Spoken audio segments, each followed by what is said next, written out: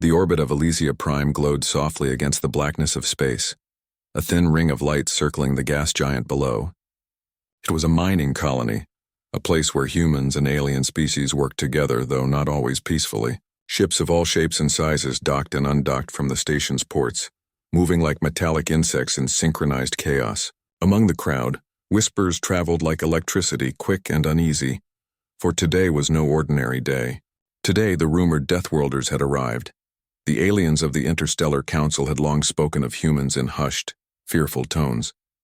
Deathworlders, they called them, as if the word itself carried a warning. Across countless systems, humans had survived planets that could strip flesh from bone, worlds of raging storms, poisonous gases, and endless radiation. No other species dared to go where humans could, and the stories of their survival had become legend. Some whispered that humans were not merely survivors, but creatures of instinct and cunning that surpassed reason. Inside the Grand Council chamber of EpicSciFiTales, representatives of many species gathered. Tall reptiloids with scaly armor, crystalline beings who shimmered like living glass, and insectoid delegates whose limbs clicked with nervous energy filled the room. Their voices, strange and overlapping, merged into a cacophony of murmurs. Every eye or equivalent was fixed on the entrance where humans would soon appear. The room hummed with tension, a mixture of curiosity and fear. Commander Kale stood at the airlock, watching the chamber through the reinforced viewport. He was broad-shouldered, with eyes that had seen more death than most species could imagine.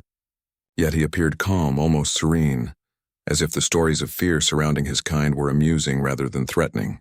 Beside him, other humans adjusted their uniforms and checked equipment, the silent precision of trained survivors moving in unison.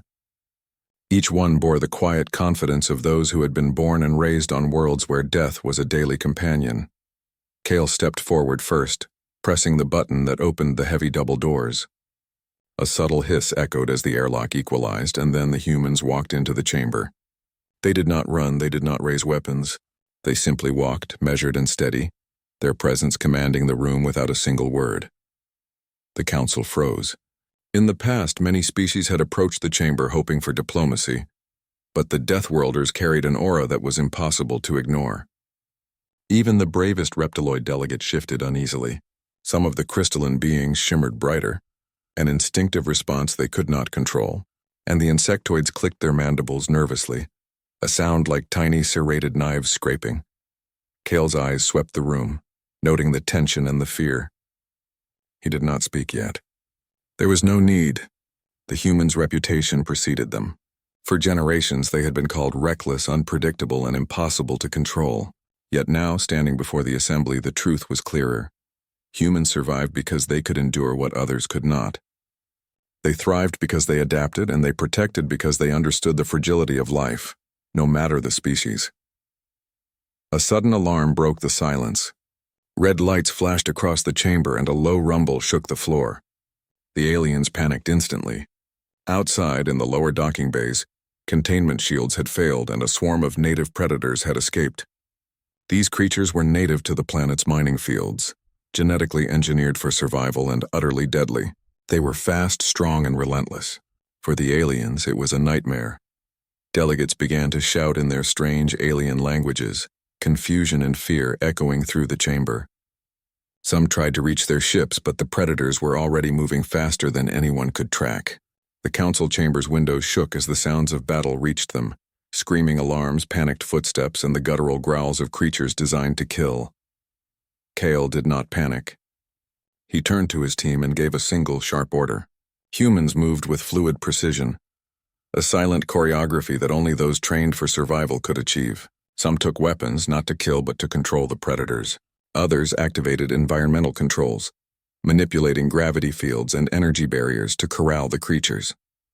The chamber became a stage of disciplined motion, humans moving through chaos as if it were a simple exercise. The aliens watched in disbelief. Where they saw monsters, the humans saw problems to solve. Where they expected screams and failure, the humans responded with strategy and speed. Within moments, the swarm was contained. A few humans had minor injuries, but none were fatal. They had neutralized the predators without panic, without unnecessary violence, and without loss of life except the creatures themselves, which were deemed a threat to all species present. As the room settled into an uneasy quiet, The murmurs among the aliens changed. Fear remained, but awe began to weave through it. "Impossible," one crystalline delegate whispered, its body shimmering so brightly it nearly blinded a nearby insectoid. "They are not like us," said another.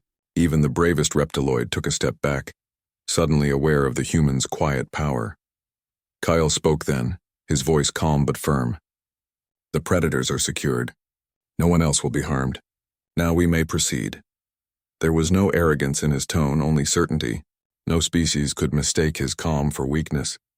The alien, still shaken, nodded reluctantly, understanding that the humans before them were not merely capable, they were extraordinary.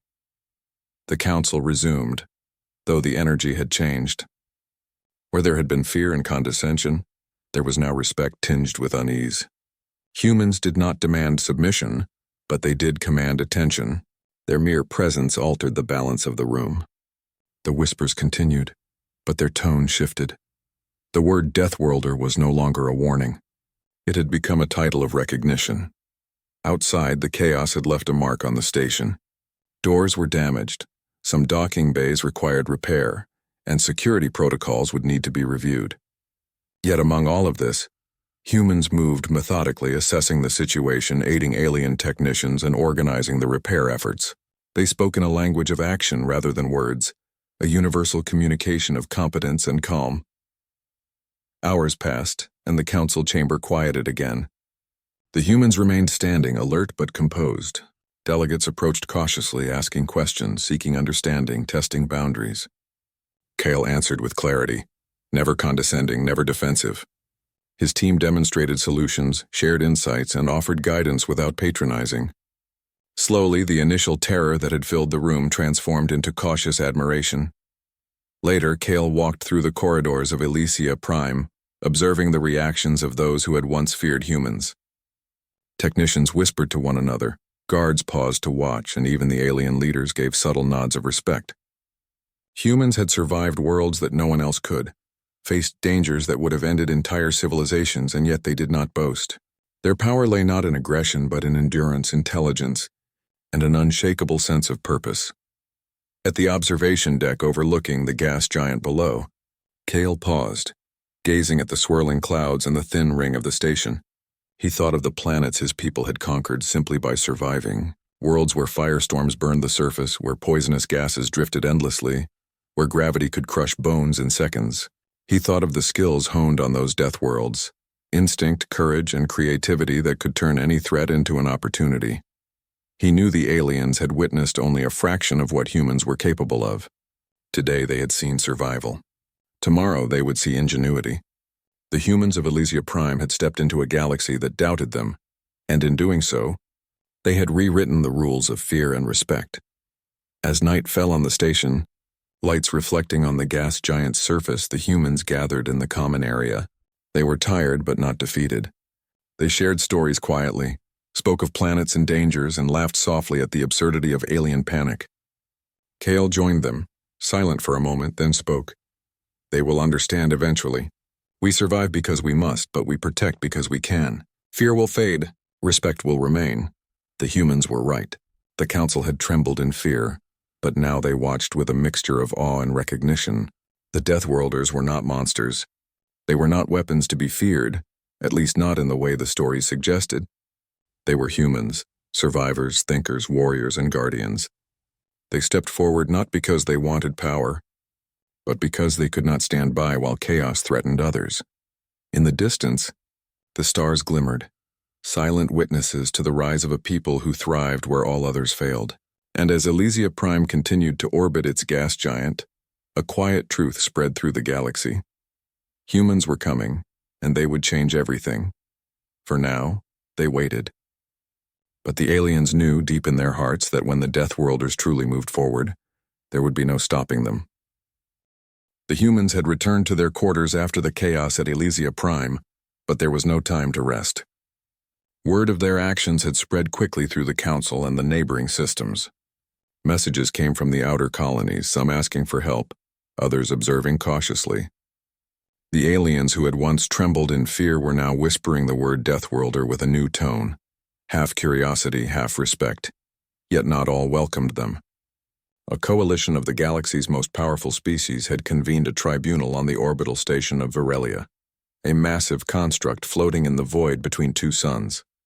The coalition consisted of the highest-ranking members of reptiloid dynasties, crystalline scholars, and insectoid strategists. They had gathered to determine whether humans were a threat, an asset, or a species to be contained. Commander Kale and his team were invited, but the invitation was more a demand.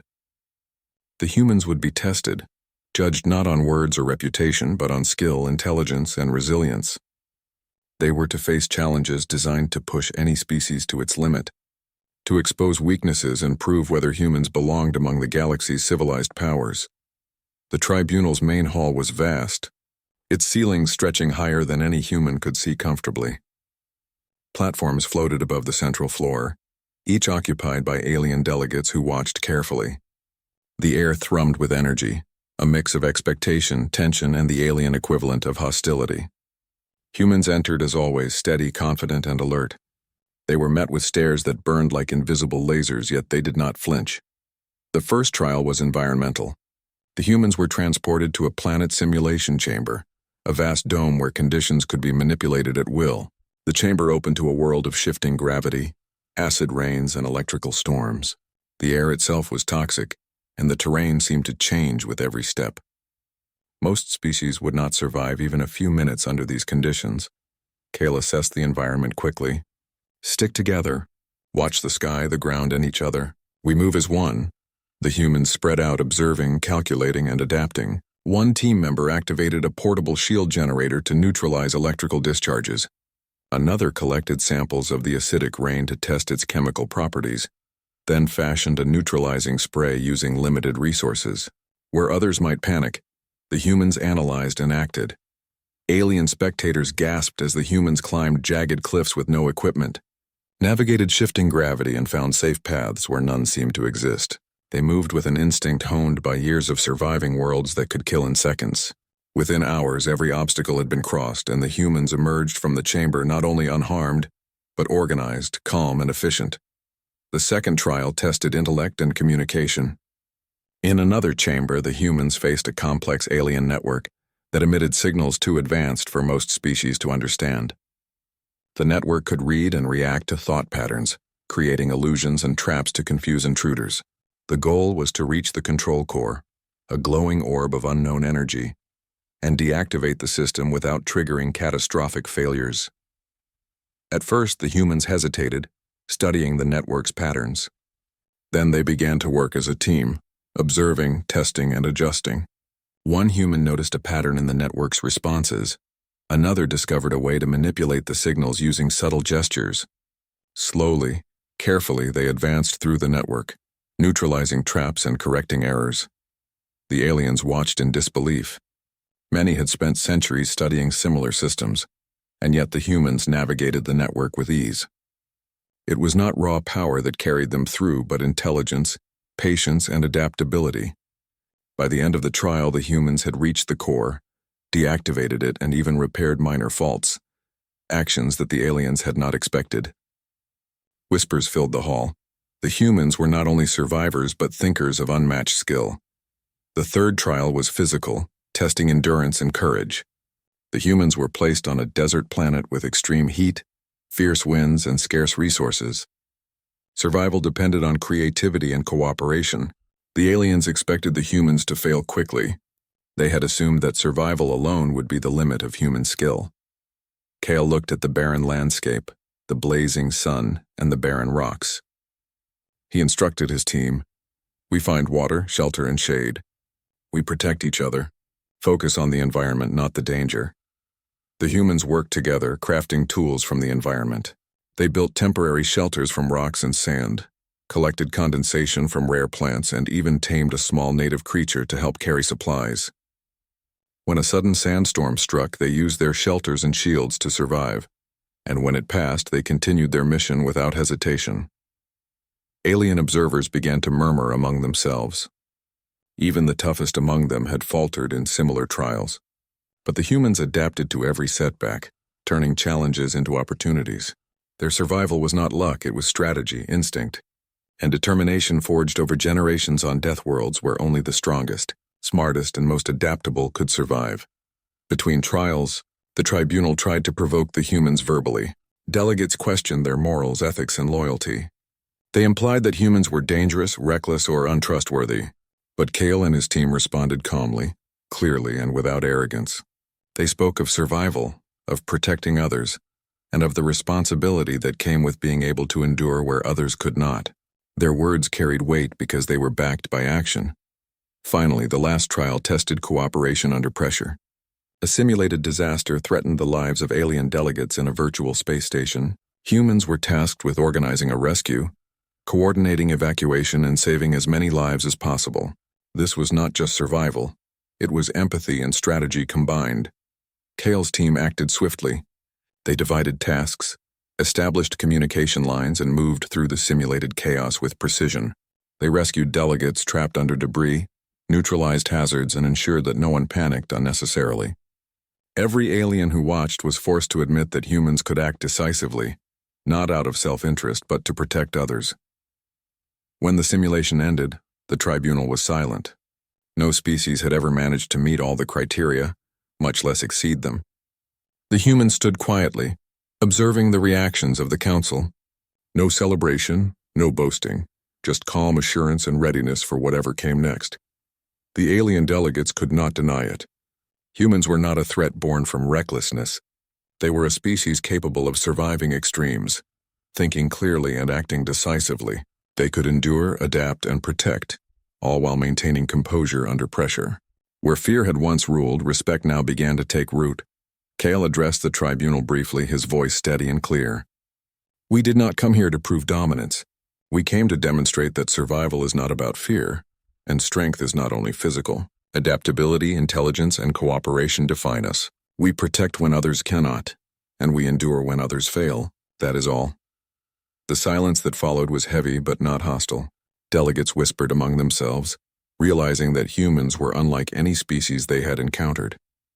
The Deathworlders were no myth, no accident.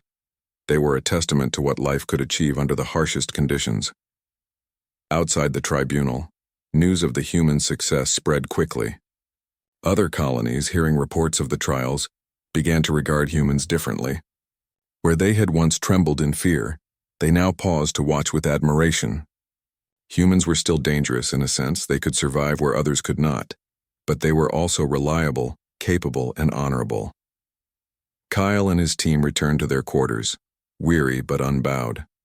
They shared quiet moments, reflecting on the trials and the reactions of alien species.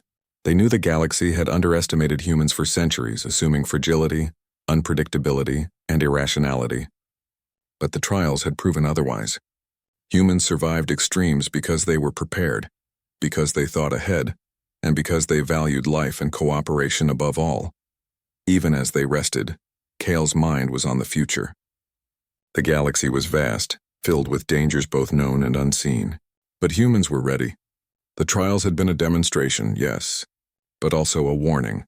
Underestimate them and you would be unprepared for what they could endure and achieve. The sun rose over Virelia's horizon, casting light over the tribunal's chambers. Humans moved among the shadows of alien observers, calm and assured. The trials had ended, but their presence had changed the course of perception. The galaxy would never see humans the same way again. Fear had been replaced with respect. Doubt had been replaced with awareness. And though many species still questioned what humans might do next, one truth was undeniable. The Deathworlders had proven their place among the stars, and they had done so without arrogance.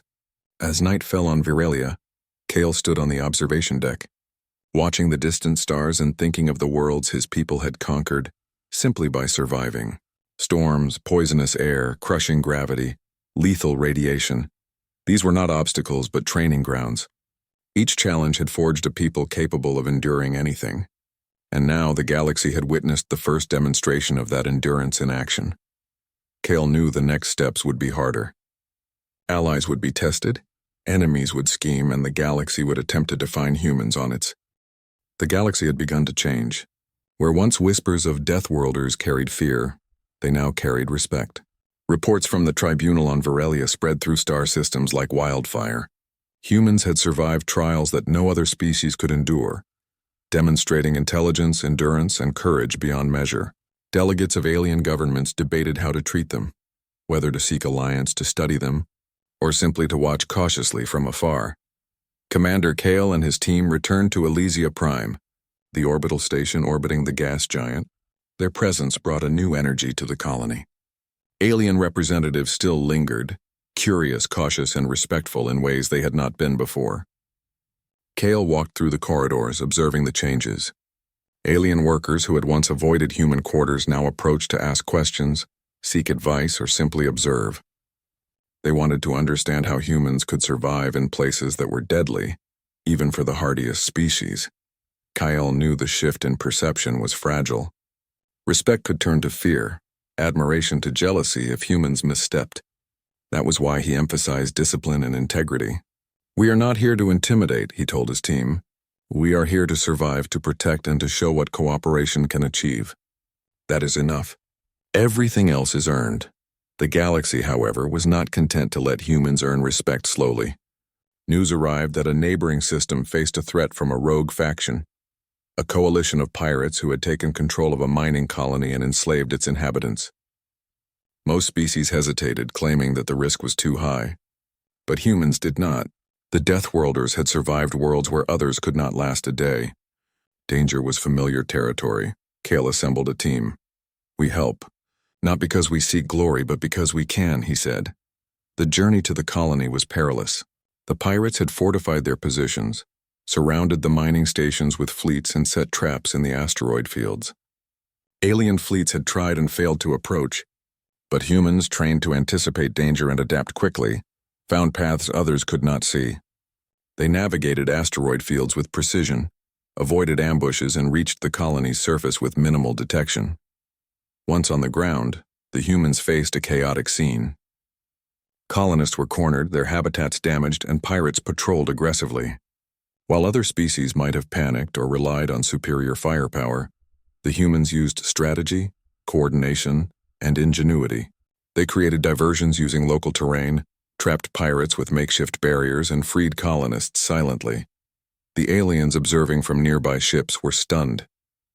Humans moved without hesitation, thinking several steps ahead, anticipating every move of their enemies. The pirates were skilled, but they had never faced beings who could survive traps, adapt instantly, and turn their surroundings into weapons. By the time the alien observers realized what was happening, the humans had liberated the colony, captured key pirate leaders, and restored order. Back at EpicSciFiTales, the reports of the rescue mission further shifted perception. Alien officials who had once doubted human loyalty or morality now began to advocate for alliances, eager to learn from the Deathworlders. Kale, however, remained cautious. "Alliances are earned," he said. "We do not need to be controlled to show our value. We act because it is right, not because someone commands it." Amid these developments, an invitation arrived from the Galactic Council, a permanent council meeting to recognize human capabilities officially. The humans would be honored not as conquerors, but as exemplars of endurance, intelligence, and moral responsibility. The meeting hall of the Galactic Council was vast, a floating structure between stars, with chambers filled with delegates from hundreds of species. When humans arrived, every eye or equivalent turned toward them. There was no fear this time, only quiet anticipation. The story of their survival, their trials on Virelia, and the liberation of the mining colony had preceded them. Kale addressed the council.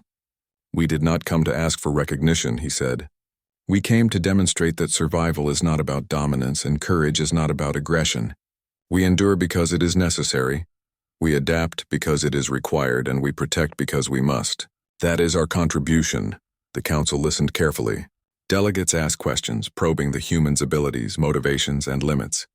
Kale answered honestly and clearly, never exaggerating, never minimizing. Other species realized that the Deathworlders' greatest strength was not just physical endurance, but integrity, intelligence, and moral judgment.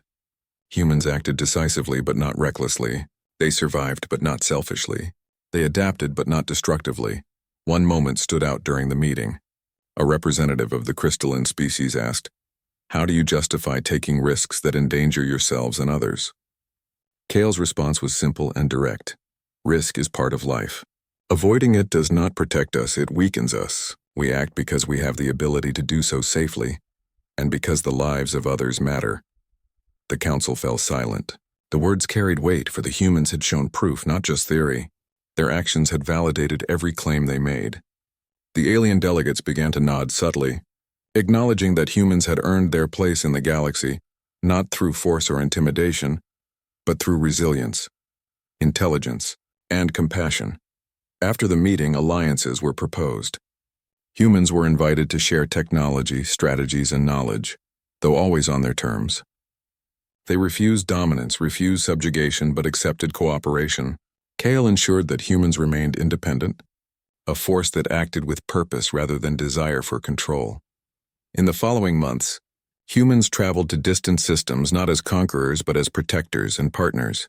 They aided colonies in distress, shared survival strategies for harsh worlds, and helped species adapt to environments that were previously considered deadly. Stories of Deathworlders saving lives, solving impossible problems, and surviving where others could not spread throughout the galaxy. The fear that once surrounded the name Deathworlder had transformed into reverence. The stories told by frightened aliens became stories of admiration, whispered in tones of respect. Parents would tell their young of humans who endured storms that could kill entire cities, navigated toxic atmospheres, and outwitted dangers beyond imagination. Kale often stood quietly, watching stars from observation decks, reflecting on the journey. Humans had survived the impossible for generations, and now they were recognized for it. They had faced fear, trials, and judgment, yet they remained composed, moral, and capable. The galaxy had learned a lesson. Humans could not be controlled or underestimated. Their presence was not a threat, but an opportunity. A chance for the galaxy to learn endurance, adaptability, and courage. And the Deathworlders had stepped forward, showing not aggression but strength in wisdom and character. Even as humans continued their journeys, Kale knew the challenges were not over. There would always be dangers, conflicts, and species who misunderstood or feared them. But the Deathworlders were ready. They had proven their worth through action, not words, and the galaxy had seen their capability firsthand. The story of humans was now part of the collective memory of the galaxy. From the smallest colonies to the greatest capitals, beings spoke of the Deathworlders with awe. They had survived Deathworlds, succeeded where others failed, and acted with honor in the face of danger. Kale's final reflection on the journey was simple. Humans thrived because they faced the impossible and adapted. They endured because they refused to give up, and they acted not out of fear or desire for control, but out of responsibility and respect for life. That was the true meaning of the Deathworlders' name. As stars shimmered against the infinite void, humans continued to move forward. They would face unknown worlds, unknown dangers, and unknown challenges. Yet the galaxy now knew one unshakable truth. When humans stepped forward, they did so with courage, skill, and purpose. They were Deathworlders, and they were ready to shape the galaxy, not through fear, but through endurance, intelligence, and honor. The galaxy had witnessed it. The aliens had acknowledged it, and the humans themselves knew it. Respect had replaced fear, cooperation had replaced doubt, and the legacy of survival had been proven once more. Kale looked out from the observation deck, a quiet smile on his face. Humanity had stepped forward. The universe had trembled in fear, and now it was ready to watch with respect, and the Deathworlders would continue to step forward into every danger, every unknown, and every impossible challenge, shaping the galaxy not through domination, but through the unyielding power of survival, morality, and unity. The story of the humans was no longer just legend. It was reality, and the galaxy would never forget it.